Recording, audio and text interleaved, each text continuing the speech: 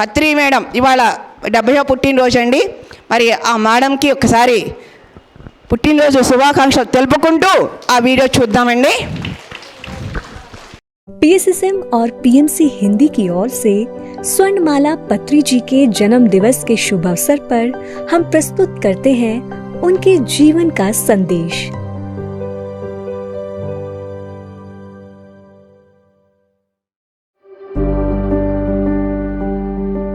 बीदर, कर्नाटक की धरती।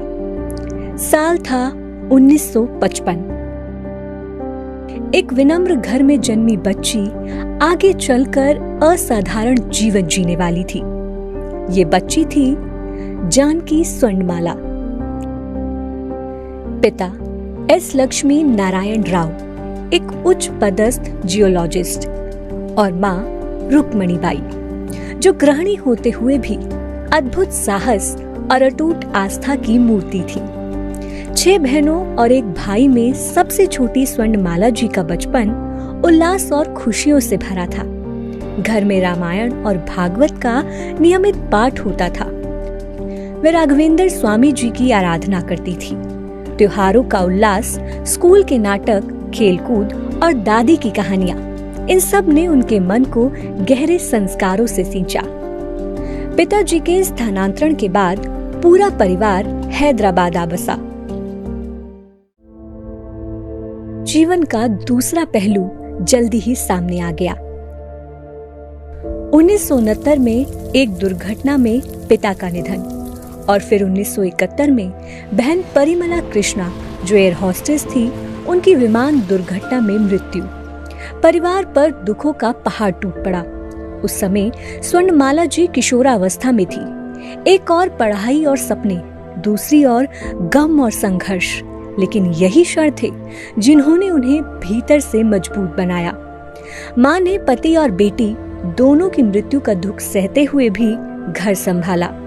स्वर्णमाला जी ने देखा कि स्त्री अकेली होकर भी घर की रीढ़ बन सकती है। उनकी मां ने उन्हें सिखाया कि परिस्थिति कैसी भी हो, धैर्य और अनुशासन से जीवन आगे बढ़ाना ही असली साधना है। युवावस्था में स्वर्णमाला जी नौकरी और पढ़ाई साथ साथ कर रही थी। इसी बीच उनके जीवन में आए सुभाष पत्री जी। दोनों के बीच एक अनोखा अपनापन था। 26 मई 1974 को नरसिंह स्वामी मंदिर में उनका विवाह हुआ। मात्र 19 साल की उम्र में स्वर्णमाला जी एक नई दुनिया में प्रवेश कर गईं। शादी के शुरुआती दिन आसान नहीं थे। आर्थिक तंगी, कम आय, खाना बनाना और घर संभालना सीखना हर दिन एक चुनौती था, लेकिन स्वर्णमाला जी ने कभी शिकायत नहीं की। पति के संघर्ष में वे बराबरी से साथ खड़ी रहीं। यही नहीं, कठिनाइयों के बीच भी उन्होंने अपने जीवन में आशा और मुस्कान बनाए रखी। जीवन ने उन्हें 2 अनमोल बेटियों परिणीता और परिमला पत्री की मां बनने का सुख दिया। पर इस सुख के साथ ही जीवन ने कठिन परीक्षाओं का सामना भी करवाया, पर हर बार उन्होंने दृढ़ता दिखाई। स्वर्णमाला जी का जीवन स्त्रियों की उस अदृश्य शक्ति का प्रमाण है जो हर पीड़ा को सहकर भी परिवार को संभाले रखती है। इसी बीच पत्री जी के जीवन में ध्यान का प्रकाश आया। यू फॉरएवर और ओशो जैसी किताबें, ध्यान की साधना और पिरामिड प्रयोग। स्वर्णमाला पत्री जी ने इन सब का न केवल साक्षी भाव से अनुभव किया, बल्कि स्वयं भी ध्यान के मार्ग पर बढ़ी। उन्होंने पिरामिड ऊर्जा के अद्भुत प्रयोग देखे।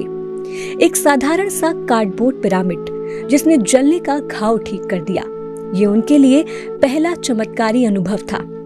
धीरे धीरे उनका घर ध्यान साधकों का केंद्र बन गया। लोग ध्यान सीखने आते और स्वर्णमाला जी उन्हें परिवार की तरह अपनाती, उनके लिए भोजन बनाती, उनके अनुभव सुनती। उनके लिए ध्यान केवल व्यक्तिगत साधना नहीं रहा, ये सेवा थी, प्रेम था और साझा करने का मार्ग था। गुरुओं का आशीर्वाद भी उन्हें मिला। सदानंद योगी जैसे महापुरुषों का सानिध्य, और वहां भी उन्होंने त्याग और सेवा से अपना स्थान बनाया। स्वर्णमाला जी ने समझ लिया था कि महानता केवल पुस्तकों में नहीं, बल्कि जीवन जीने के ढंग में है। बच्चों की परवरिश, घर की जिम्मेदारियां और पति का साथ सब कुछ उन्होंने संतुलित किया। उन्होंने स्त्री के उस सामर्थ्य को जीवंत कर दिखाया जो घर को भी संभाल सकती है और आध्यात्मिक क्रांति का आधार भी बन सकती है।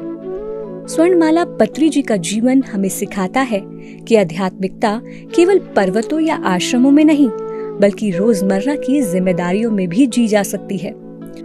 उन्होंने हर भूमिका में साधना का रंग भरा, बेटी, बहन, पत्नी, माँ और साधिका।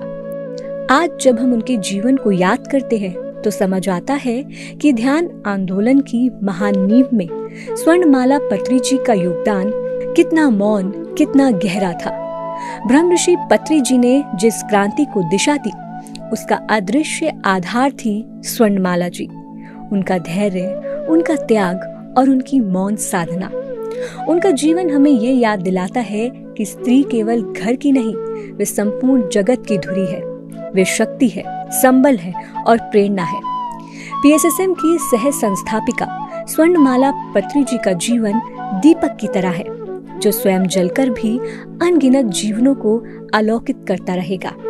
उनका ध्येय, उनका मौन तप और उनका प्रेम आने वाली पीढ़ियों को सदैव ये प्रेरणा देता रहेगा कि ध्यान ही जीवन का सच्चा मार्ग है।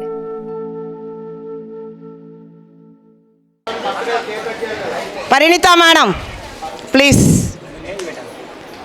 పెట్టారు కదా కానీ ఉన్నది తెచ్చారు గమ్ము తెచ్చారు ఉన్నది రెండా? ఓకే, ఒకటేమో పత్రి మేడం బర్త్డే, రెండేమో మన గురువు గారికి అరుదైన పురస్కారం ఇచ్చినందుకు సెలబ్రేషన్స్. రండి.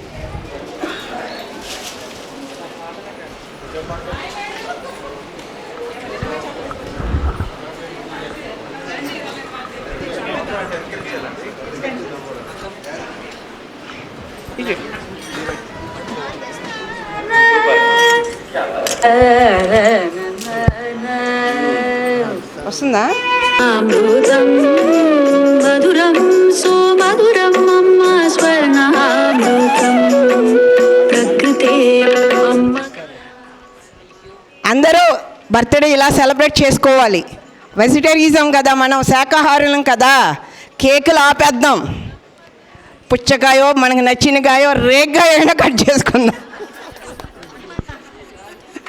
ఏదో ఒకటి, ఒక పండుతోటి సెలబ్రేట్ చేసుకుందాం. ఫ్యాన్ లాపేయండమ్మా. అమ్మ స్వర్ణామృతం.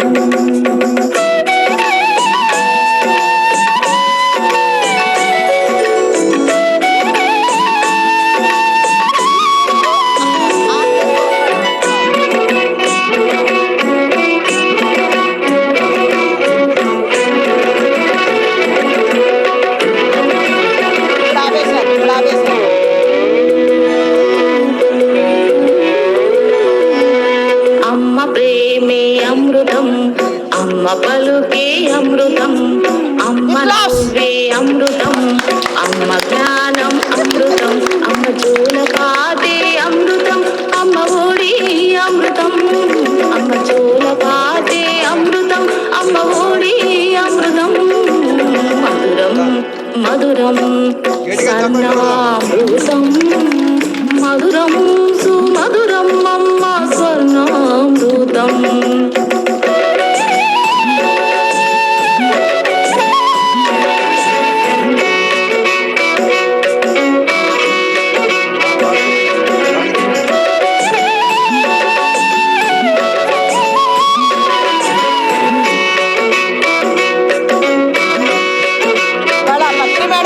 సందర్భంగా కొత్త గురువుడికి శ్రీకారం చుట్టాం మనం హైదరాబాద్లో.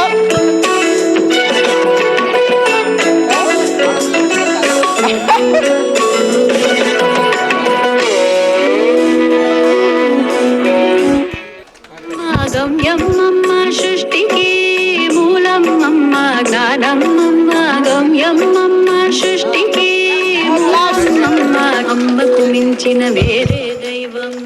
Thank you. అమ్మ ప్రేమకు మించిన వేరే స్వర్గం. శ్రీనివాస్ రెడ్డి గారు రావాలి. పర్లేదు రండి సార్, మనకు అలా లేదు. స్వర్ణామృతం పత్రి గారికి అరుదైన గౌరవం దక్కినందుకు శ్రీనివాసరెడ్డి గారి చేతుల మీదుగా అమృతం ఒక పుచ్చకాయ కటింగ్. శాకాహారమే అమృతాహారం అన్నారు కాబట్టి గురువు గారు మరి ఆ శాకాహారంలో భాగమైనటువంటి మమ్మల్ని ఈతరాటాలి సార్ వస్తారు.